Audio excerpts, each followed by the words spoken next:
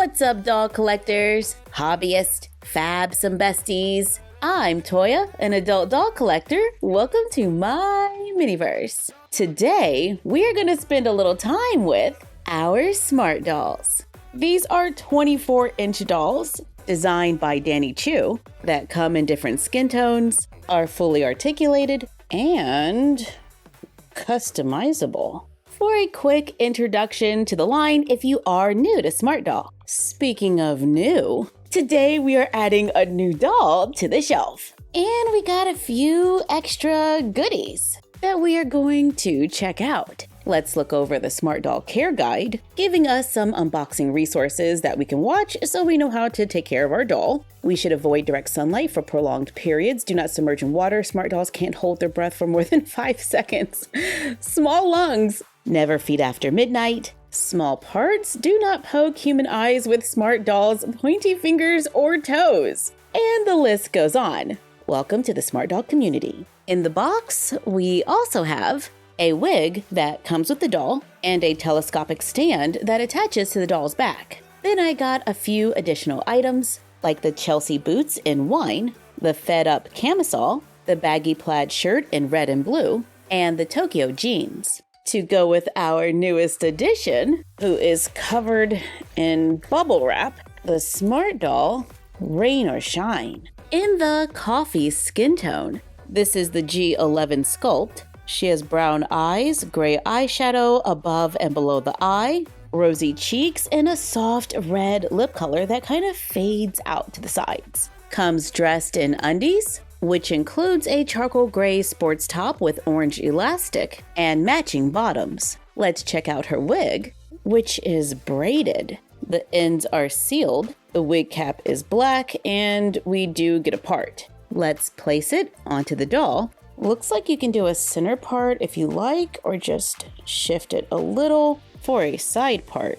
I do like a side part, so that's probably where I'll hang out, but I like that we have options. And that this sculpt looks very different from some of my other smart dolls. The nose, the mouth is giving me more variety in my collection. Now let's get her dressed. Smart dolls can move at the head, shoulder, elbow, turn, and bend at the wrist. Their hands are removable, as well as their arms at the shoulder, but take care to brace the body. The joints are a little tight, and that's the same for removing the head and feet. But they can move at the hip, bend at the knee, and rotate and bend at the ankle.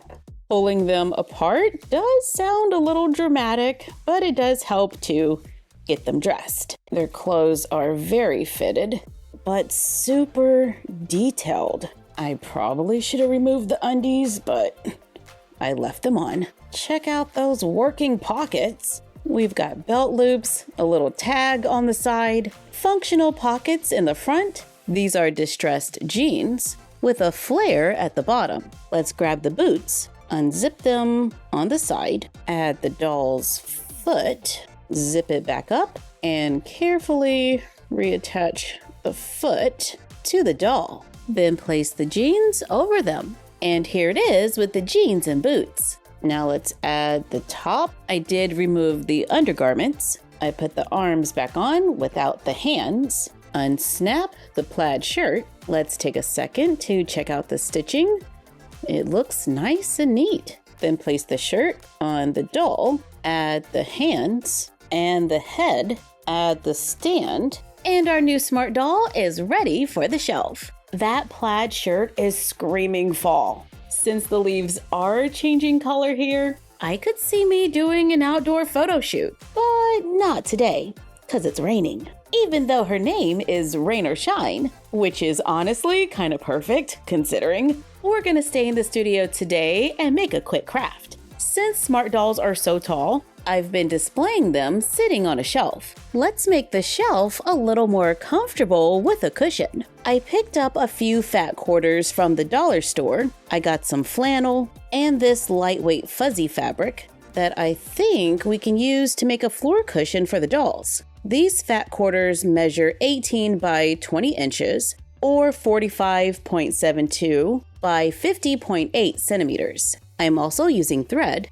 stuffing, and ribbon. I'm going to use the fuzzy fabric, so I laid it down with the good side facing up. This is the long side, and this is the short side. Let's fold it in half, then fold it in half again. With the folded point facing us, we're going to take the sides and bring them to the center. Cut a curved line, well, slightly curved, so when we open it up, we have a circle folded in half. Now fold it again to make a quarter circle. Make a small mark on the edge at 2 spots, making sure we hit both sides of the fold. I use pins to hold the curved side together, then cut along the fold. Cut 4 pieces of ribbon, place them in between the layers at the spot marked. I use pins to hold them in place. Sew a straight line going around the edge using a needle and thread or a sewing machine, leaving an opening so it can be turned inside out,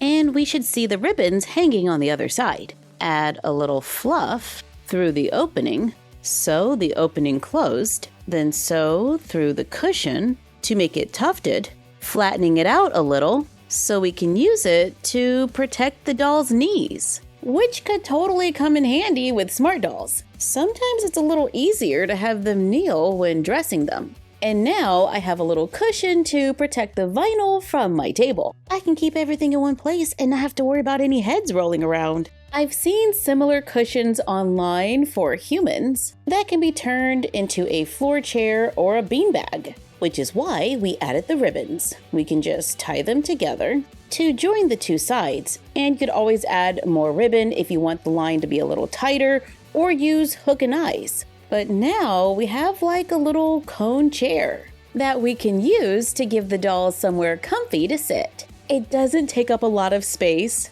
I was able to use stuff from my local dollar store. I have a couple of scraps left over that we can use to make a back pillow, giving us an easy furniture piece for our smart dolls that's easy to store. We can use it with our smaller dolls or make them larger to give the dolls more space. This one is just about double the size. I used some cotton fabric I had lying around, and for the next one, I think I'm definitely going to use snaps instead of ribbon. But if you're looking for a gift idea for a smart doll collector, this could be one to put on the list. And for our minis too. When it comes to rain or shine, I like the details of the nose and the mouth. I like the braids, although they do cast a little bit of a shadow, so I have to be careful about that. But I love that we're getting more face sculpts, hairstyles, textures, so we can mix and match. Let us know what you think about smart dolls in the comments down below. Thank you for joining us while we spent a little time with our smart dolls. Like, comment, share, and subscribe. Don't forget to ring the bell and follow us on Instagram and YouTube at MyFroggyStuff and Bella of MyFroggyStuff on Instagram. And we will see you next time. Bye!